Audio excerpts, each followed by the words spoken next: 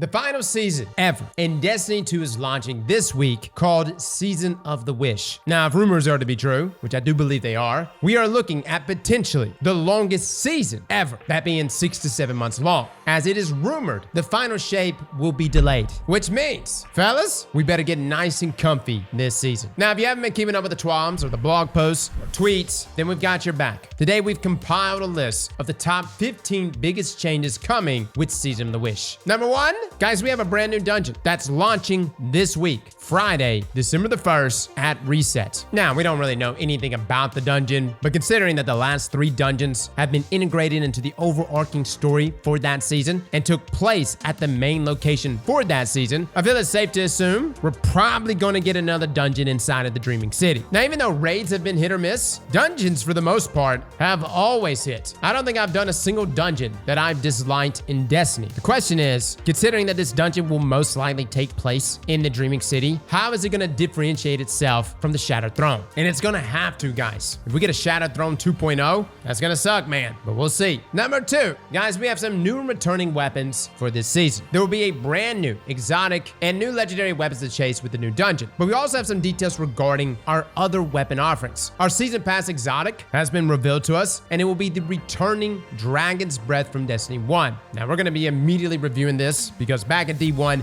Dragon's Breath by no means was meta. But considering how many artifact mods we have this season that lean into solar, and we even have an artifact mod that leans into rocket launchers, Dragon's Breath may actually be nasty, as it comes with the exotic trait Burn the World, where the fuel counter passively increases the longer you go without firing it to a maximum of ×5. Now, firing Dragon's Breath then empties this counter, transferring all fuel to the rocket. Now, rockets will then embed themselves in struck targets, causing scorched damage and periodically ejecting incendiary fuel into pools around the target that inflicts scorched damage to anyone standing in them. Now, the more fuel a rocket is fired with, the longer it lasts before detonating and the more fire it spreads. Now, its other exotic perk is called High Octane, which reads, nearby ignitions instantly refill your Dragon's Breath with 2 fuel. And when its fuel refills, it will reload itself. And for our exotic catalyst, we have Pyromancer, which will passively replenish Dragon's Breath fuel faster, and eliminating enemies causes them to spawn fire sprites. And Bungie knows this exotic is going to have to punch. There is no way they're going to give us Destiny 1 Dragon's Breath and call it a day. With it being the seasonal exotic, and not even a new one, but a returning exotic, it is going to have to pop. Now, moving on to our legendaries. We have a new ritual weapon coming to us, and for the first time, it will be a sword, actually a void caster, called Chivalric Fire, that will be rolling with destabilizing rounds and repulsor brace, as well as a brand new perk called Attrition Orbs, where dealing sustained damage will create an orb of power, which will synergize with its final perk, Relentless Strikes. Now, for my folks that love Iron Banner, as well as lightweight shotguns, Reese Walker is returning, as well as a new high-impact auto rifle that will be Strand called Lethal Abundance. For Trials, Eye of Soul will be returning to us, along with a Strand adaptive trace rifle called Incisor. Something tells me that trace is going to be nasty. Keep in mind, this is going to be the first ever legendary trace rifle in that top slot. Now, finally, for Nightfalls, Azumi is returning to us. This is one of my favorite snipers in the game. This time it's returning though as an arc weapon instead of solar, along with Undercurrent, which is an arc waveframe breach-loaded grenade launcher. Now, this is all we know for sure that we're getting in terms of weapons. There will be plenty more, guys, but this is a small preview of what we're getting. Now, considering we're going back to the Dreaming City in some capacity, I am hoping we're going to see a refresh to Dreaming City weapons. I'm still holding out for that God Road Tiger Spite. Now, number 3, on the topic of weapons, this brings us to one that is really going to be meta this season, that being the Thorn Catalyst. Guys, Thorn has improved so much over the past season. Its range buff is noticeable. Its dueling capabilities has always been fantastic. And even though going from a 150 to 140 definitely set Thorn back in a lot of ways, Bungie is going to amp this weapon up way past anything we ever imagined. They're giving us an exotic catalyst. Now, inside of Destiny 2, exotic catalysts normally go one of 2 ways. Either number 1, it gives you some sort of stat bump, and you've seen certain weapons like Sunshot where that stat bump is super noticeable. Or number 2, it changes the function of the weapon itself, allowing you to lean into that exotic trait even harder. The beautiful thing about the exotic catalyst for Thorn is you're getting both of those. Its base functionality will be changing, where upon picking up a remnant, you will overflow the magazine up to 40 rounds. Simultaneously though, you're gonna get base stat bumps of plus 20 range and plus 10 stability, with additional benefits in range, handling, and mobility when you pick up a remnant. Think like Killing Wind plus overflow in one. Guys, I'm calling it right now. Thorn is gonna be at the top of the meta list this coming season. It's gonna be disgusting. I would have been okay with just the passive stat bumps, but the overflowing capability that it will now have, as well as those other stat bumps you'll get when picking up a remnant, Thorn is going to rule the Crucible. Number 4. Guys, we're finally getting it. I know, it's been way too long. We almost thought Bungie forgot about it. Fireteam Finder is making its way into the game. Now keep in mind, everything here is pretty much a beta test, which means we're probably gonna get some bugs. But no longer are you gonna have to go to Bungie's website or even the app to find a fireteam. You'll be able to do all of this in game. Now it's gonna start with a raid stress test on November the 30th. And Bungie specifically stated here that depending on how that stress test goes, Bungie is hoping to launch Fireteam Finder beta sometime in December, with the full launch targeted for late January. And they've mentioned that normally in these situations, they just beta test things internally, but they're actually allowing us to give it a stroll, essentially discover the bugs with them, which I've been saying for years now, Bungie should do more of. I would argue and say that the Destiny community finds bugs way more efficiently and way faster than anybody internally at Bungie. Now, the way this is gonna work is that you will be able to launch Fireteam Finder from the directory screen, as well as from an access point found on every activity's launch screen. And we've seen different images here on what Fireteam Finder is gonna look like. And essentially, it's gonna start off very basic, but as we get deeper into this beta test, it will start to become more and more fleshed out. Now, I know what you're thinking, Cross, this is like 10 years too late. I get it, man. I wish we had this a long time ago, but better late than never. Number 5, on the topic of quality of life changes, number 5 will be one of the biggest change we have ever had in the game. And it's something so simple. You will have access to your vault from orbit. That's right, guys. Starting this season, you will be able to access your vault from orbit. Now, this doesn't mean you cannot continue to use Destiny Item Manager or any other third-party app. But the beautiful thing about this is that on days when dungeons and raids launch, and even new seasons, normally those third-party apps go down. And no longer are we gonna have to go physically to the tower to put stuff in a vault and then go back to orbit. This also means that our loadouts themselves shouldn't have any issues when equipping items, and you'll have the ability to vault those items between activities. This is a beautiful change, guys. And even though it is so simple, I believe this is gonna cause major problems. I'm just letting you know, I wouldn't be surprised if Destiny somehow blows up this week. Number 6, guys, we're getting Crucible changes. Most notably, a map. Now, don't get too crazy. It's not a new map. It's a reprise map, but the Citadel is returning to us. And this is actually one of my favorite maps, and thematically, it makes perfect sense considering this season it's gonna revolve around the Dreaming City. But on top of that, we're getting new modes and an overhaul to our PvP playlist. First, 3v3 Quick Play is returning, featuring Elimination and Showdown, and prioritizes connection-based matchmaking. We've got 3v3 Ranked, which prioritizes rank-based matchmaking and will feature Survival and Countdown Rush. 6v6 Unranked with the loose skill-based matchmaking featuring Standard Control. We also have Checkmate Control making its way into the wider PvP landscape. Momentum Control will also be present, and a new mode called Sparrow Control. Now, you heard that right. Sparrows in control. You'll be able to actually pull out your Sparrow in a control match. Now listen, don't let your imagination run wild here. It's not like we're gonna be looking at SRL, but I am curious to see how this exactly plays. Now, we also have 6v6 Quick Play, which will feature our Party and Relentless nodes. So think of modes like Supremacy, Clash, Team Scorch, and Mayhem. Rumble is also gonna be present, Crucible Labs, and of course, private matches. Now, for my folks wondering about Checkmates, it will be receiving changes this season, with the ability cooldown penalty being reduced from 50% to now 30%. Checkmate 3v3 Clash and 3v3 Countdown Rush will be added to Crucible Labs. We're also going to see Checkmate Trials Dominion in Trials Labs sometimes this season. Now, for my folks wondering what the hell Checkmate is, it's a system in which you do not start with special ammo, but instead you earn it. Now, no lie, everyone's really mixed on this. I see a ton of people that do love Checkmates, but I also see a ton of people clutching their shotguns and their sniper rifles or fusions, demanding that Checkmate never touches the rest of Crucible. But it's obviously something Bungie is heavily investing in, guys, and I really do believe is just going to be a part of our lives. Now for base Crucible, Bungie's also making some changes to skill-based matchmaking and lobby balancing. Essentially, Bungie's going to be widening the range of skills and lobbies that will maintain match fairness while also allowing players to feel more comfortable playing in different ways. We'll see how that plays out. Number 7, we've got some massive changes to the competitive division. With Season 23, Bungie is removing the performance factor for your rank. Only wins and losses will matter now. They're also removing inflation protection, so they will no longer reduce your rank point gains if your rank exceeds your skill. Deflation protection will still remain in place, so if your rank is below your skill, it will accelerate you upwards. Now, the promotion and relegation series are also being removed for all ranks except Adept and Ascendant, which means going forward, you won't need to complete and win your promotion games to enter the next rank. Now, as mentioned, competitive will now feature Survival and Countdown Rush as its two main game modes. Lastly, and probably the biggest change to competitive next season, though, is the ability to focus previously retired competitive rewards. Guys, this is huge. If you didn't get that God Roll Rose, now is your opportunity, as well as a number of other weapons. Now, to really incentivize us to get the highest rank possible is the amount of focusing attempts you have per week. This will be tied directly to your competitive rank, as you can see here. And with Ascendant, you will have 7 opportunities to focus every single week. That's 7 opportunities to get that God Roll weapon. Now, this is going to have a hefty cost. We're talking 3 Crucible Ingrams and 25,000 Glimmer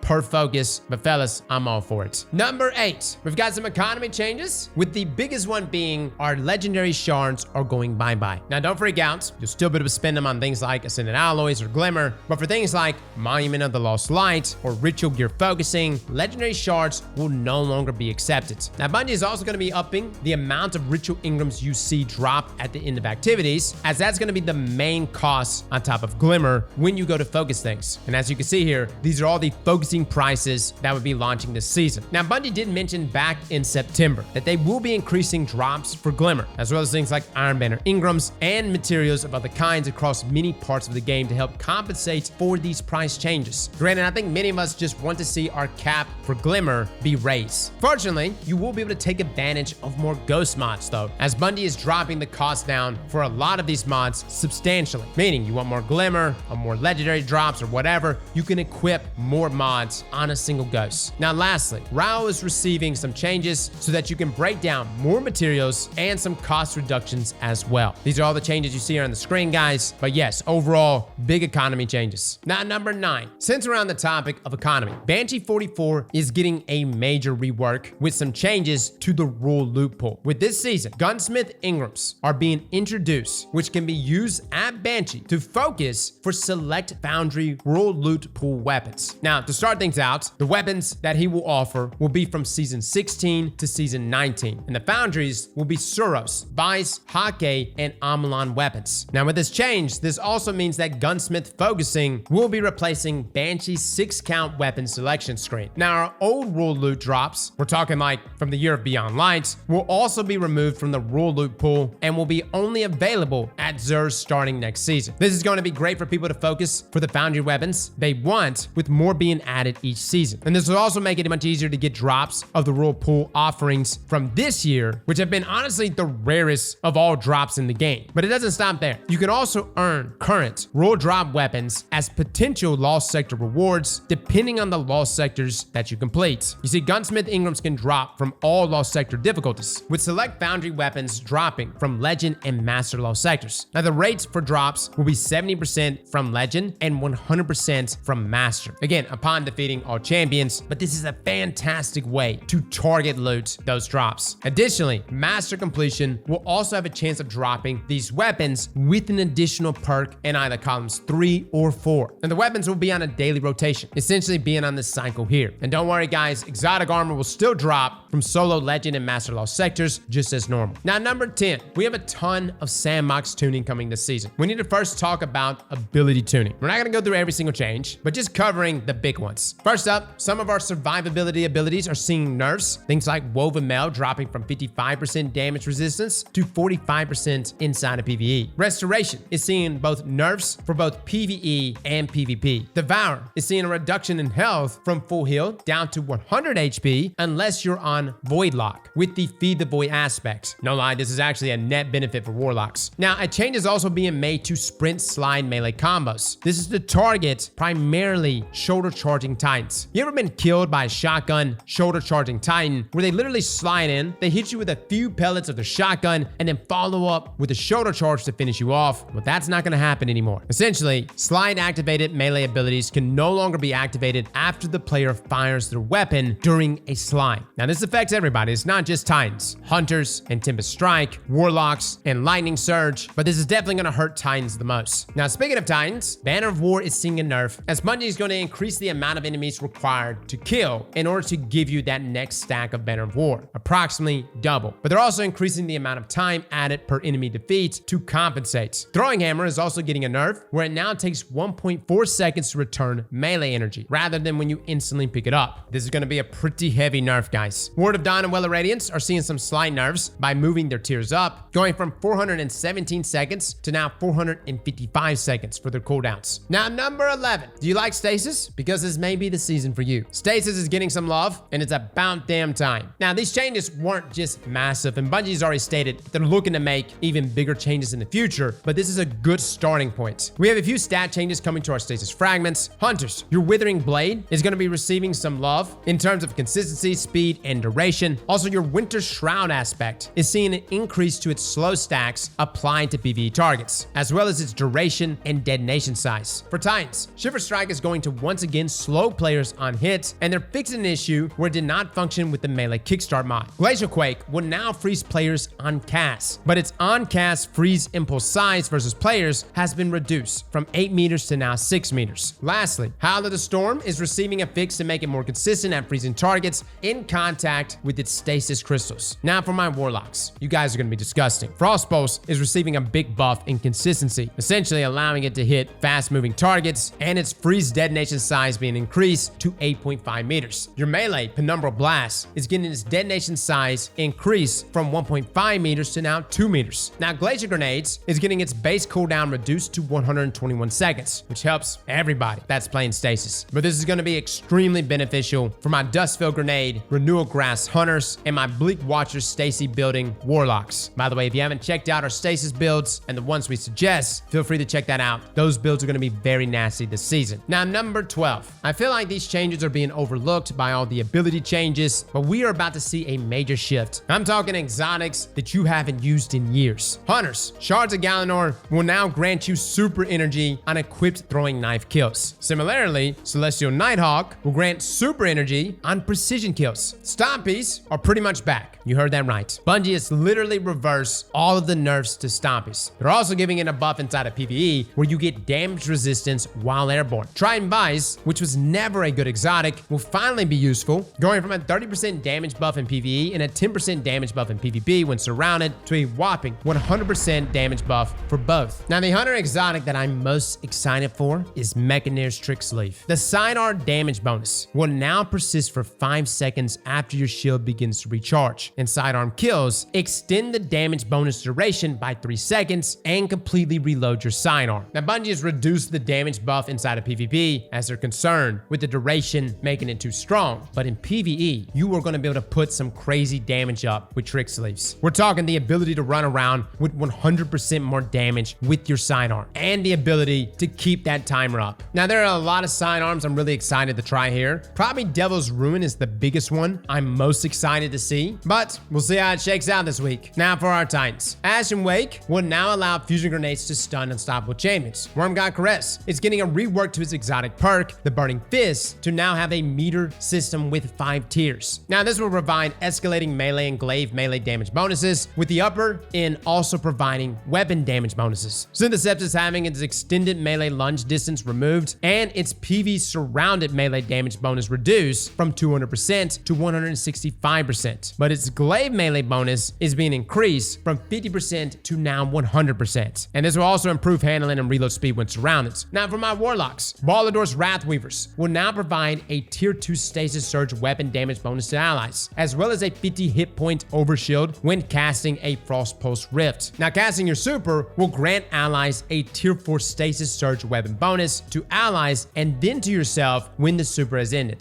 Fellwinter's Helmet is seeing the size of its weakening burst and duration moved up 1 tier against all enemies except for bosses. Karnstein Armlets, its melee kills will now grant tier 3 cure and tier 1 restoration, with finishers now granting tier 3 cure and tier 2 restoration. And for all 3 classes, the Aeon Cult exotic arms are receiving some hefty changes. No longer is it just going to be about Sect of Insight. Force and Vigor are looking to be very deadly this season. Now number 13, the last one for our Sandbox Tunings. We've got some weapon changes. Auto rifles are receiving a 10% buff versus minor enemies. Pulse rifles are receiving a 12.5% buff versus minor and major enemies. Glaives are receiving an entire rework to them, receiving increases to their projectile velocity by 30% and a damage increase by 25%. We're also seeing changes to their melees, having the delay after firing before you can melee to 0.2 seconds. And shields will now passively regenerate shield energy. You're gonna have some folks running around like Reinhardt. Now, our exotic glaives are gonna be benefiting from these changes, but Bungie's actually gonna be giving us exotic glaive reworks. We did an entire video on this, guys. We are gonna be testing this week, though. I'm hoping they're gonna be good, but we'll see. Sniper rifles are receiving a 15% damage buff inside of PvE, which includes Izanagi's Honed Edge ×4. Vex Mythic Glass is also receiving another buff, getting a 10% increase versus minor enemies, a 25% increase versus bosses, and a whopping 200% increase in its linear fusion mode versus champions. Revision 0 is receiving a 100% increase in damage versus champions, and Striga is receiving a small nerf to no longer have the SMG damage scaler affect its poison damage, which will definitely affect the weapon, but keep in mind, the exotic itself is still going to be very good. And if you want to know more depth into all of these, feel free to check out all of our previous Sandbox videos. Now, number 14. This is a forgotten change, but this season, we are getting reworks to our Sparrows. The speed of always on time, which is 190, will be the universal highest speed across all Sparrows. I cannot express how big of a deal this actually is. Now, you will have a second speed choice if you so choose, which will give you improved handling and speed control, matching our current highest speed of 160. But who the hell wants to go 160? Now, additionally, all legendary and exotic Sparrows will move from 100 to 150 health. Now, Bungie stated that this would not make always on time irrelevant. It will still maintain its slightly better fuel economy, slightly lower enemy aggression, and slightly better side-to-side boosts. For me though, guys, this is a welcome change. There are too many quirky and amazing looking Sparrows. I felt like I was always locked into using always on time. And for my folks saying, but Cross, you could have just used those Sparrows to begin with. You're right, but at the same time, it always sucked when you had teammates using always on time. They would literally get to checkpoints before you. They would activate certain missions before you can get there. I felt like I was always lagging behind, which really pushed me to jump back on that Sparrow. I'm so happy to finally see that speed be brought up for the rest of our Sparrows. Now, number 15. Last but not least, we do have some things to look forward to in the near future. Some of this is confirmed. Other details are rumors, but we wanted to share it all here. We have some details on the mid-season patch for Season 23, which will include bow tuning inside of PvP, additional weapon tuning for checkmates, and in the far future, Necrochasm is set to receive a buff to extend the duration of its poison damage over time effect, and will be receiving a new catalyst called One for Thrall, which will grant a moderate period of increased damage, range, and aim assist after damaging 3 enemies in quick succession. Yeah, if you haven't gotten Necrochasm, you better get it this season, man. We're also going to be seeing some buffs to Truth, Colony, and Dead Man's Tell, and a substantial inventory buff to our heavy grenade launchers. Now, the reason why I think we're getting these buffs is I think these were probably planned for the final shape, but Sandbox operates on its own calendar. Therefore, these changes are probably going to hit us into February when the final shape was supposed to be launching. Granted, Bungie has still not come out and given us confirmation that there is a delay, as they wanted to wait until the full launch of this season before talking about the future. Now, I know questions come up, will we get some sort of 30th anniversary pack, considering how long this season is going to be? For the time being though, we'll just have to wait and see. Well guys, those are our top 15 big changes coming with the launch of Season of the Wish. I didn't even get into the lore, the Hopcar eggs. Normally the final season leading up to an annual expansion is always a banger narratively, and I'm really hoping that this one pops off. So guys, those are our 15 changes. Just a warning, this week I am going to be lining up your sub feeds. If you're subscribed to the channel, I do apologize. I don't like throwing up 4 or 5 uploads because I hate notifications, and I'm sure notifications are going to be raining on y'all. But again, for my folks that do watch those videos, thank you so much for liking. Thank you so much for subscribing. I get super hyped, and I know like Destiny is not in the best state right now, but man, when this game is popping, it's popping, and I'm really hoping this season is going to set things up right for the final shape. So again, thank you to all of you for joining us on this journey. For better or for worse, whether Destiny 2 continues for the next year or dies tomorrow, it's been a pleasure, guys. Fellas and ladies, thank you all for coming and watching, and as always, slap that like button like your mama told you right.